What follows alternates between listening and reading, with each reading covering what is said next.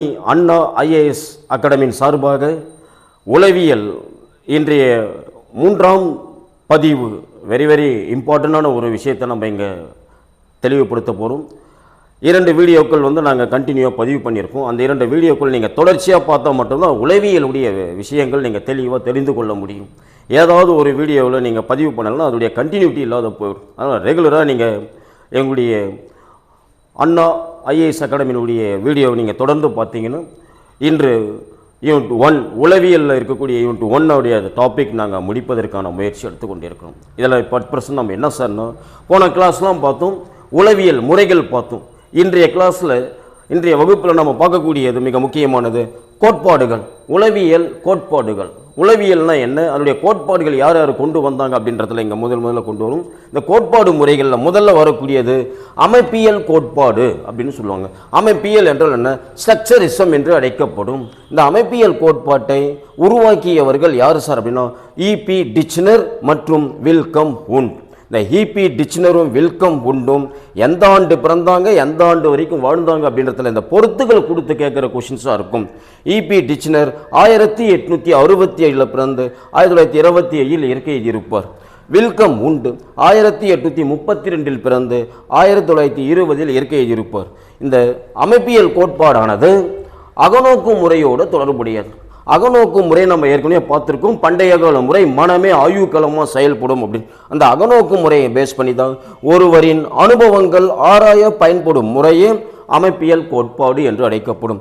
இது எடுத்துக்காட்டு மிதம் மீறிய திரும்ப கூறும் பயிற்சி கற்றலுக்கு உதவாது. நம்ம வகுப்பறையிலையோ அல்லது வீட்லேயோ குழந்தைகளுக்கு படின்னு சொல்லிட்டு இருந்தால் நிச்சயமாக அந்த குழந்தை புக்கு தூக்கி ஓரம் போட்டுரும். அந்த படிப்பின் மீது ஆர்வத்தை கொண்டு வர அளவுக்கு நம்ம குழந்தைகளுக்கு சரிங்களா நிறைய விஷயங்கள் சொன்னோம்னா நம்ம சொல்ல வேண்டிய அவசியமே இல்லை, குழந்தைங்க ஆட்டோமேட்டிக்காக படிக்க ஆரம்பிப்பாங்க. அதனால் இந்த இடத்துல 2 விஷயம் ஞாபகம் வச்சுக்கணும். குழந்தைகளுக்கு ஆர்வத்தை தூண்டும் விதத்தில் நம்ம ஏதாவது ஒரு கதை சொல்லலாம், அல்லது ஏதாவது ஒரு அவங்களை ஊக்கப்படுத்துகிற அளவுக்கு கொண்டு வரலாம். ஸோ அதனால் இந்த இடத்துல மிதமீறிய திரும்ப கூறும் பயிற்சி கற்றலுக்கு உதவாது என கூறும் கோட்பாடு அமைப்பியல் கோட்பாடு என அழைக்கப்படும் சொல்லுவாங்க. ஸோ அடுத்து செயலமைப்பு கோட்பாடு.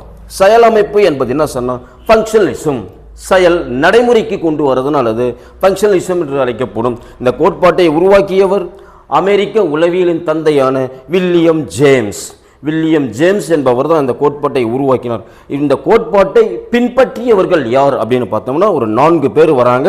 ஜான் டூயி மற்றும் ஆர்எஸ் உட்வொர்த் மற்றும் James Roland angel. Very important.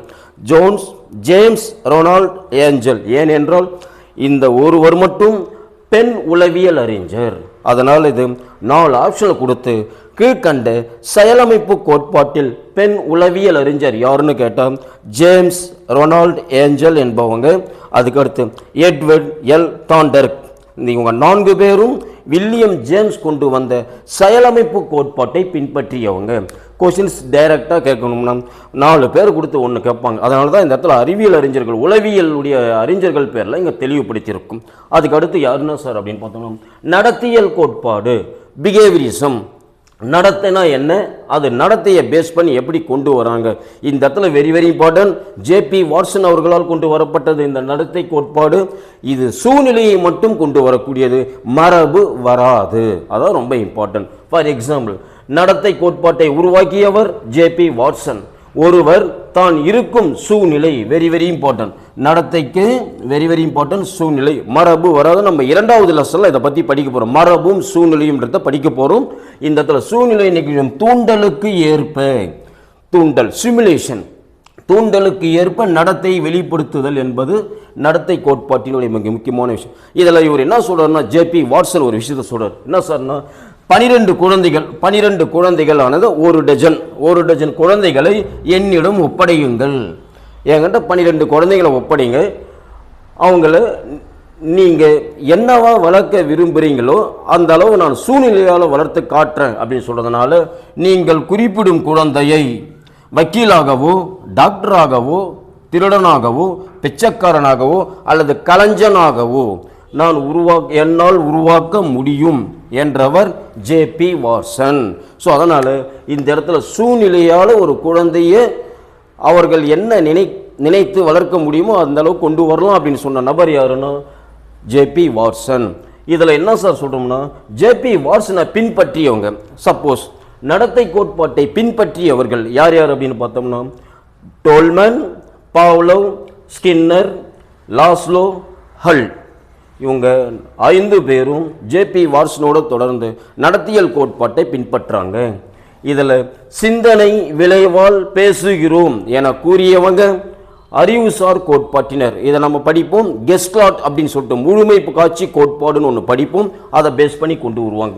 அடுத்து நாக்கின் அசைவினால் பேசுகிறோம் என கூறியவங்க நடத்தை கோட்பாட்டினர். நாக்கினுடைய அசைவால் தான் நம்ம பேசுகிறப்ப முயற்சி இங்கே கொண்டு வராங்க. அடுத்து மரபு கொள்கையை ஏற்றுக்கொள்ளாதவர்கள், மரபு கொள்கையை ஏற்றுக்கொள்ளாதவர்கள் நடத்தை கோட்பாட்டினர். சரிங்களா? அடுத்து சூழ்நிலை மனிதனை உருவாக்குகிறது என கூறியவர்கள் நடத்தை கோட்பாட்டினர். இதெல்லாம் எதிர்பார்க்கிற கொஷின்ஸாக இருக்கக்கூடியது.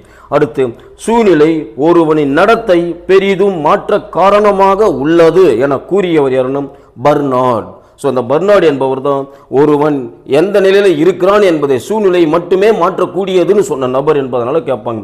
இந்த இடத்துல நாக்கின் அசைவு, மரபு கொள்கை, சூழ்நிலை மனிதனை உருவாக்குகிறது, இது 3ம் சொன்னவங்க நடத்தை கோட்பாட்டினர்.